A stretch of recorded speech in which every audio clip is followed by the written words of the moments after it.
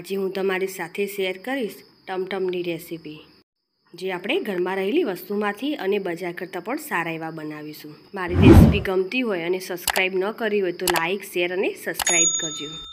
ટમટમ બનાવવા માટે 2 કપ જેટલું બેસન લઈશું। પહેલાં આપણે આ રીતે 1 કપ બેસનને ચાળી લઈશું। 1 કપ જેટલા બેસનને ચાળી લીધા પછી આપણે બીજો 1 કપ બેસનને પણ ચાળી લઈશું।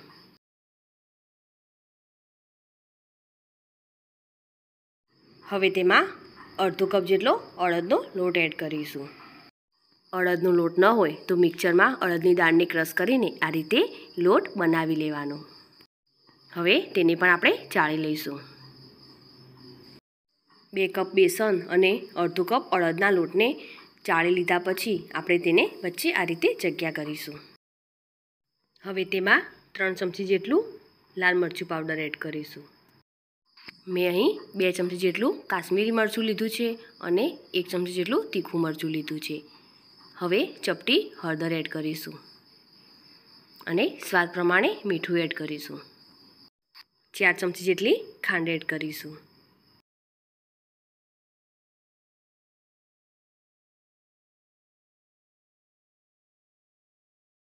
હવે એક બાઉલમાં થોડું પાણી લઈશું અને તેમાં અડધી ચમચી જેટલા લીંબુના ફૂલ લઈશું અને તેને ઓગાળી લઈશું। લીંબુના ફૂલ ઓગળી જાય એટલે તેને આપણે બેસનમાં ઉમેરીશું। લીંબુના ફૂલની જગ્યાએ આમચૂર પાવડર પણ એડ કરી શકાય। હવે તેમાં 4 ચમચી જેટલું તેલ એડ કરીશું અને બધી જ વસ્તુને સરસ રીતે મિક્સ કરી લઈશું। પહેલાં આપણે વચ્ચેના મસાલાને મિક્સ કરી લઈશું। આ રીતે કરવાથી બધા જ મસાલા સરસ રીતે લોટમાં સરસ રીતે મિક્સ થઈ જશે।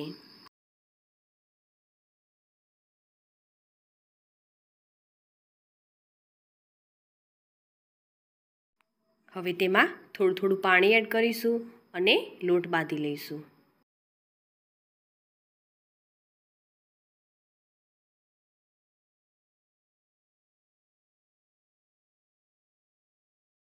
આ રીતે લોટ બાંધી લીધા પછી આપણે તેમાં થોડું થોડું પાણી એડ કરીને લોટને સરસ રીતે મસળી લઈશું। હવે લોટને આપણે 10 મિનિટ માટે રહેવા દઈશું। 10 મિનિટ બાદ લોટને આ રીતે થોડી જગ્યા કરીશું અને તેમાં બેકિંગ સોડા એડ કરીશું। અડધી ચમચી જેટલો બેકિંગ સોડા એડ કર્યો છે અને તેમાં ઉપર થોડું પાણી એડ કરીશું અને લોટને સરસ રીતે મસળી લઈશું।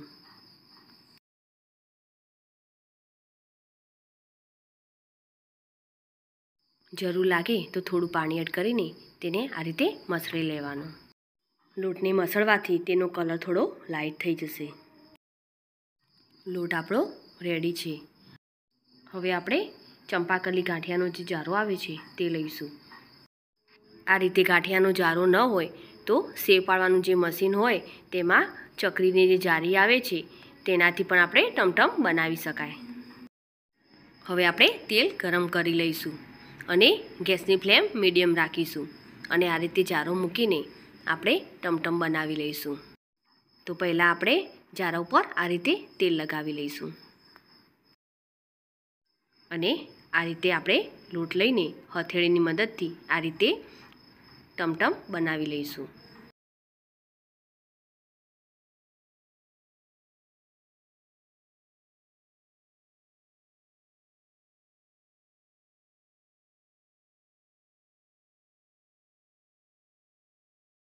આ રીતે આપણે ટમટમને પાડી લઈશું અને આપણે તેને ગેસની ફ્લેમ લો રાખીને તેને એકદમ ક્રિસ્પી થવા દઈશું।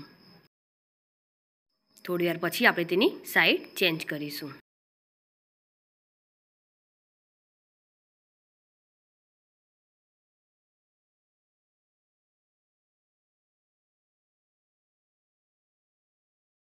કલર પણ થોડો ચેન્જ થઈ ગયો છે અને આપણા ટમટમ એકદમ રેડી છે। હવે તેને આપણે બહાર કાઢી લઈશું।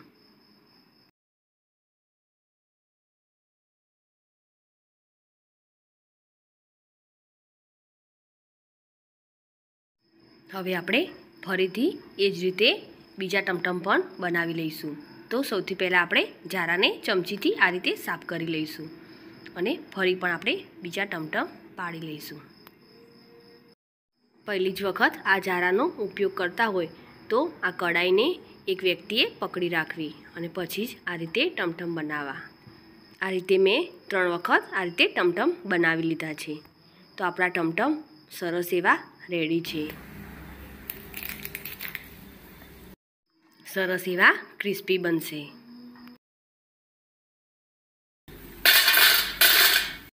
લીંબુના ફૂલ અને ખાંડનો ઉપયોગ કર્યો હોવાથી આ ટમટમ એકદમ સરસ એવા ખટમીઠા લાગે છે. તમે પણ જરૂરથી ટ્રાય કરજો અને કોમેન્ટ કરજો. અને પહેલીવારમાં જ એકદમ પરફેક્ટ બનશે. મારી આ રેસીપી તમને ગમી હોય તો લાઈક કરી અને શેર કરજો. સાથે જ મારી ચેનલ સબસ્ક્રાઈબ કરી બાજુ આપેલ બેલ આઇકોન પ્રેસ કરજો જેથી નવી રેસીપીના અપડેટ તમને મળતા રહે.